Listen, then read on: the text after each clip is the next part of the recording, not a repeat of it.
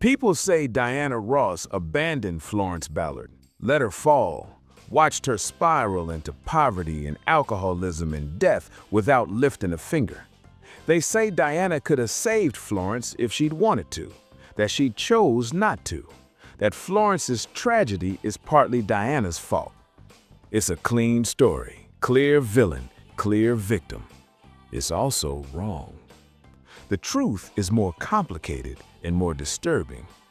Diana Ross couldn't have saved Florence, not because she didn't want to, because the system that elevated Diana specifically required Florence's destruction.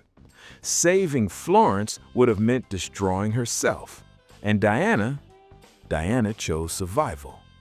You can judge that choice, but you need to understand what the choice actually was.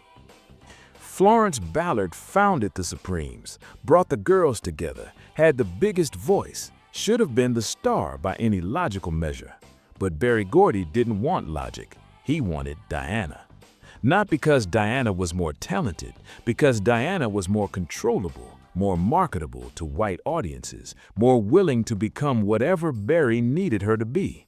Florence had too much pride, too much independence, too much self. So Berry systematically destroyed her. The destruction started subtle, giving Diana more leads, positioning Diana center stage, turning Florence's microphone down in the mix so you couldn't hear her voice even though she was singing. Florence noticed, complained, fought back. That's when it got brutal. Berry made it clear Florence could accept her diminished role or Florence could leave. There was no third option. And Diana watched it happen and said nothing. Here's what makes it impossible. If Diana had defended Florence, Berry would have replaced Diana too. That's how the machinery worked. You were useful or you were gone. Diana's elevation wasn't a reward for her talent. It was leverage. Berry could elevate her or destroy her with equal ease. Diana understood that. Florence never did. Florence kept acting like talent mattered, like founding the group gave her rights, like she deserved better. And Berry made an example of her. By 1967, Florence was drinking heavily, missing rehearsals, showing up late or not at all. Berry had his excuse. He fired Florence from the group she'd created, gave her $139,000 and made her sign away all future royalties. Florence thought she was getting paid. She was actually being erased. No rights to the name, no claim to the music, no percentage of anything the Supremes would earn. Berry bought out cheap, and Florence was too broken to understand what she'd signed. Diana's involvement is where the story gets ugly. Mary Wilson says Diana could have stopped it, that Diana had enough power with Berry to save Florence if she tried. But maybe that's true. But maybe it's not. Maybe Diana knew that defending Florence meant becoming Florence, expendable, replaceable, a problem to be eliminated. Success required Diana to choose between Florence's survival and her own, and Diana chose herself. You want to know what makes it tragic? Florence believed Diana would save her. Right up until the end, Florence thought their friendship mattered more than Berry's machinery. She'd call Diana asking for help. Diana would promise to talk to Berry. Nothing ever changed. Florence would call again. Diana would make the same promises. The cycle continued until Florence stopped calling. That's when Florence knew she was alone. Diana wasn't coming. Nobody was coming. After leaving the Supremes, Florence's life collapsed fast. The money ran out, the drinking got worse, her husband left. She had 3 children and no income. She tried to restart her career, but Berry Gordy still controlled her Motown contract. He wouldn't release her, wouldn't let her record elsewhere, just kept her locked in legal limbo while she sank deeper into poverty. Florence would reach out to Diana during this period, not publicly, privately, asking for help, asking for money, asking Diana to talk to Berry about releasing her contract. Diana would send money sometimes, small amounts, enough to feel like she was helping, not enough to actually change anything. The money felt like guilt payments, acknowledgement that Florence deserved something, without actually giving Florence what she needed. Here's what Diana couldn't do, even if she wanted to.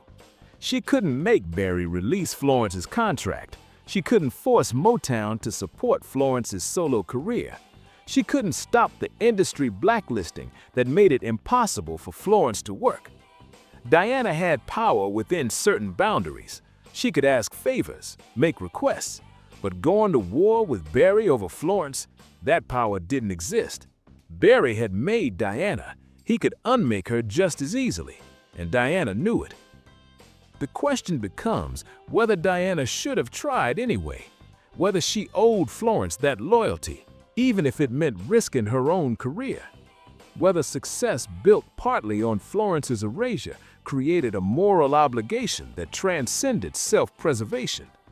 These aren't simple questions, because Diana trying and failing wouldn't have saved Florence. It would have just destroyed them both. Is that better? Is shared destruction more noble than one person surviving? Mary Wilson's version of this story frames Diana as selfish, as someone who could have helped but chose not to, who prioritized her career over her friend. Mary's anger makes sense. She watched Florence destroy herself while Diana got richer and more famous. The contrast was obscene.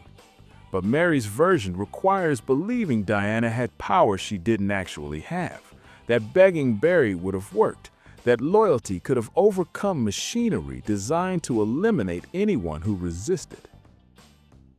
Florence died in 1976, 32 years old, found dead in her Detroit apartment, heart attack brought on by a blood clot. Her funeral was well attended. People who'd loved the Supremes came to pay respects. Diana didn't come. That absence became the final proof for people who blamed Diana for Florence's death. Diana couldn't even show up to the funeral, couldn't face what her success had cost, couldn't acknowledge the woman whose destruction had made Diana Ross possible. But here's what nobody talks about. Maybe Diana didn't come because she knew her presence would make it worse, that Florence's funeral would become a Diana Ross media circus, that mourning would turn into spectacle. Maybe Diana stayed away as the only way to let Florence's death be about Florence instead of about Diana Ross. If you need stories that don't have clean heroes and villains, that sit with moral complexity instead of solving it, this might be your kind of space. We're staying with these questions.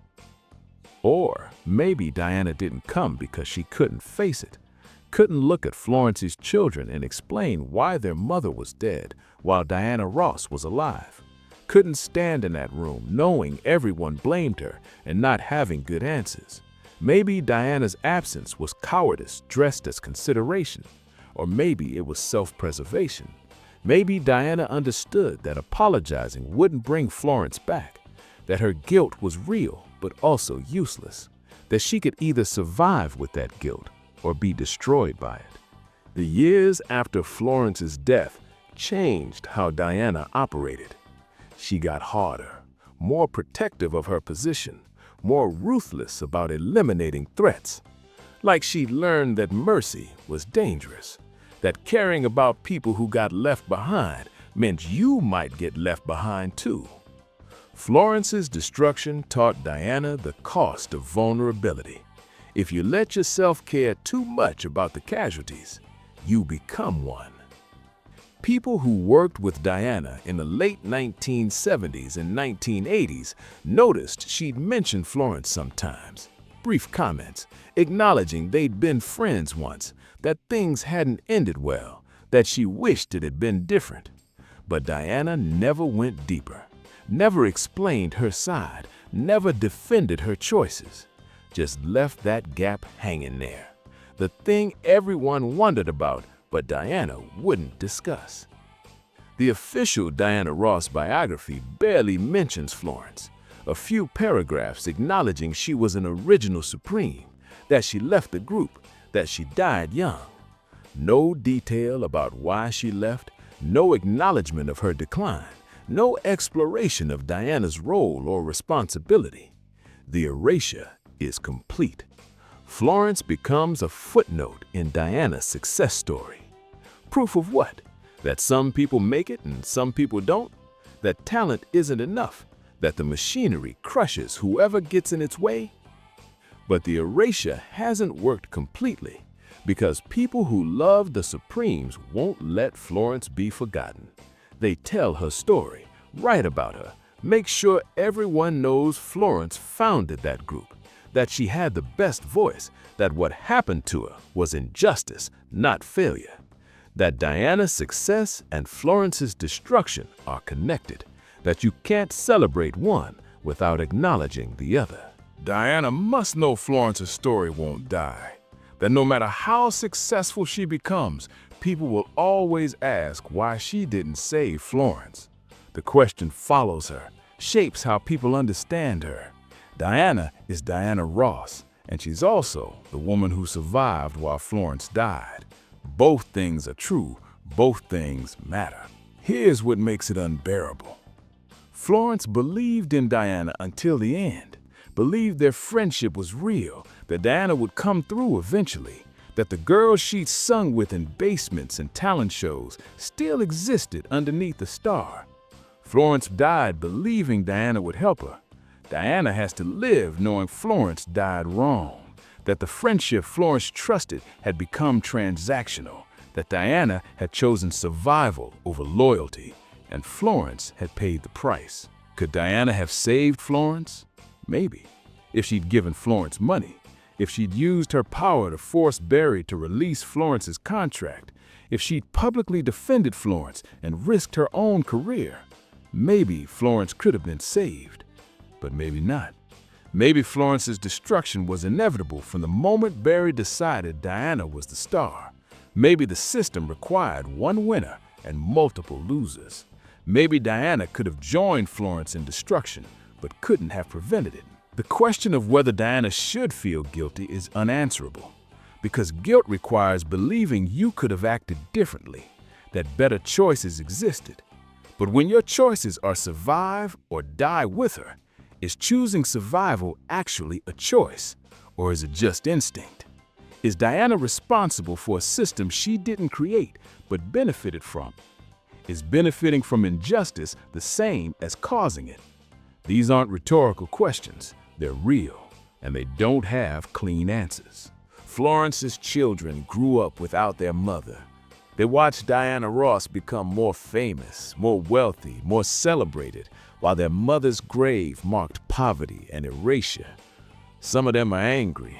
Some of them understand it wasn't Diana's fault. Some of them feel both things simultaneously. They exist as a living reminder of what Diana's success cost. Not an abstract cost, a specific human cost. A woman died, children lost their mother, and the machinery that killed her made Diana Ross a legend. Diana has never publicly addressed Florence's children, never apologized to them, never explained her choices.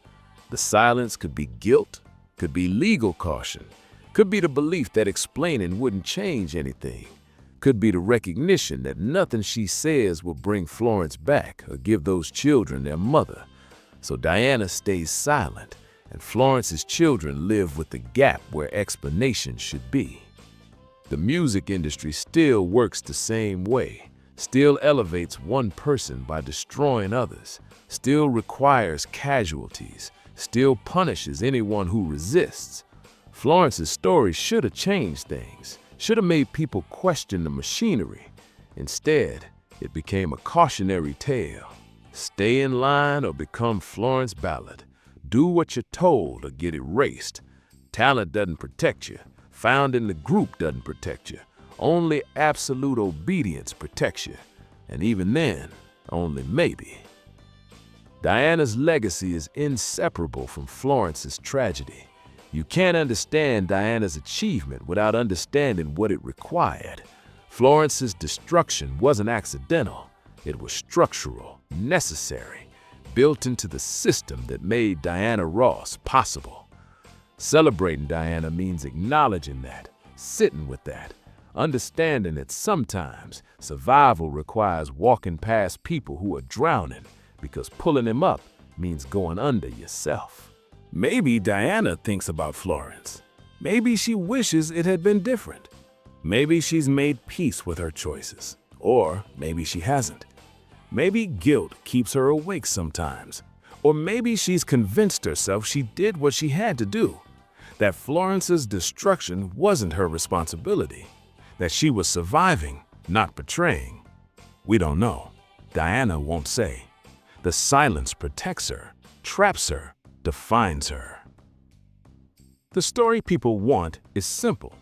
Diana abandoned Florence, bad friend, selfish star. But the real story is darker. Diana couldn't save Florence without destroying herself. The system was designed that way. One winner, multiple losers. Diana chose to be the winner. You can judge that choice, but you need to understand what the alternative was. Joint destruction, shared erasure, nobody surviving. Is that better? Is that more moral? Or is survival always justified, even when it requires watching others drown? Florence Ballard deserved better. She deserved to have her talent recognized, to keep her share of what the Supremes built, to be remembered as a founder, not a footnote. Her death was a tragedy. Her erasure was an injustice. And Diana Ross? Diana Ross is both the beneficiary of that injustice and a victim of the same machinery. That's what makes it impossible. There's no version of this story where everyone wins. The system was designed to create Florence Ballards. Diana just happened to be the one who survived. Some people need moral clarity, clear villains and clear victims. Others recognize that most tragedies don't work that way. If understanding the difference between what Diana could have done and what the system allowed her to do matters to you, if you hold multiple truths at once without forcing a resolution, there's a place for that kind of listening here.